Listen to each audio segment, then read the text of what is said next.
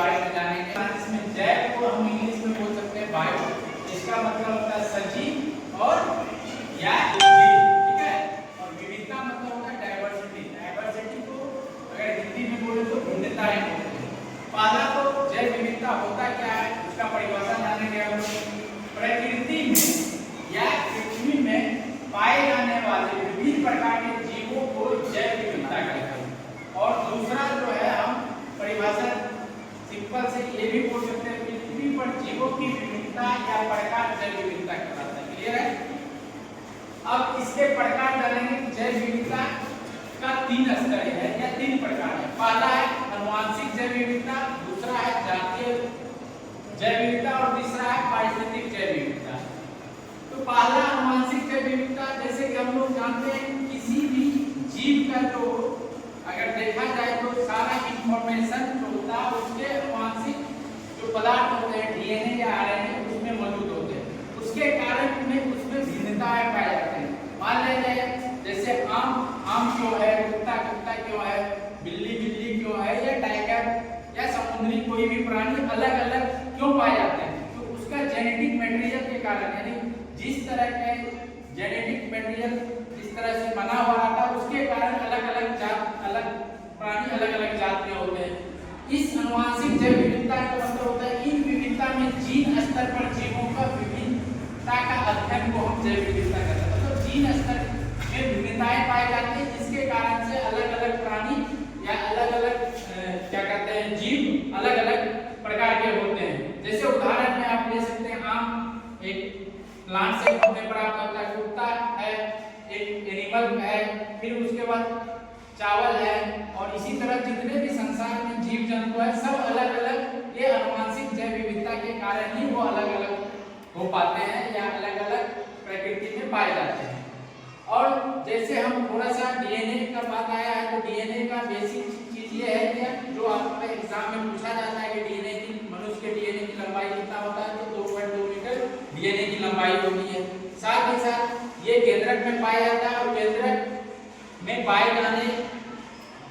जाता कौन सा डीएनए, यानी जो आनुवंशिक पदार्थ होते हैं ये हमारे केंद्रक में पाए जाते हैं। और यह सब जब सेल डिवीजन होता है तब सेल डिवीजन में ये जो फाइबर टाइप का जो धागा हमारा रचना होता है वो एक रड लाइक स्ट्रक्चर हो जाता है, और उसी को जब रड लाइक स्ट्रक्चर होता है क्रोमोसोम बोला जाता है। जो हमारे शरीर में 23 जोड़े क्रोमोसोम पाए जाते हैं जिसको हम गुणसूत्र कहते हैं, जिसमें से ऑटोसोम हो गया आपका 22 जोड़े और 1 जोड़े क्रोमोसोम होते हैं।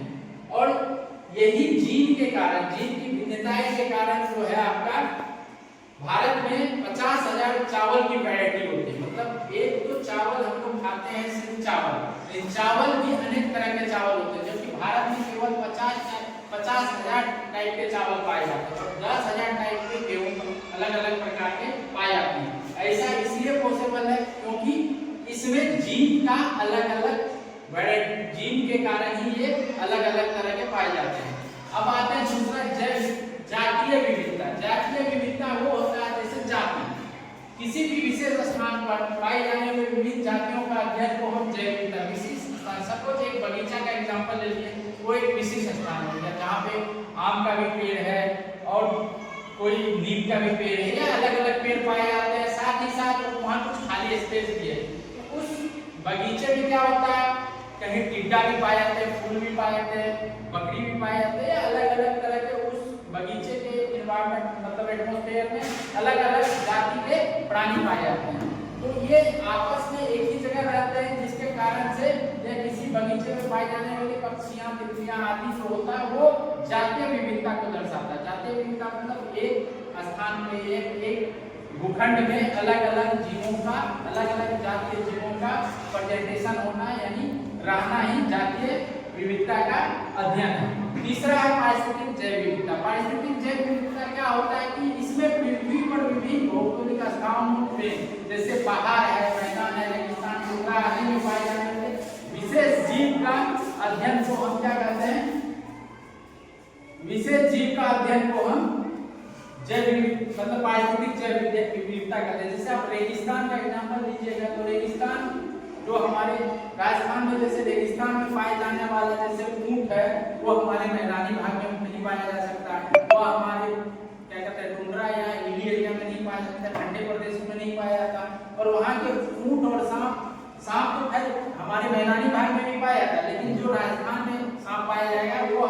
वैसा सांप हमारे मैदानी भाग में नहीं पाया जाएगा।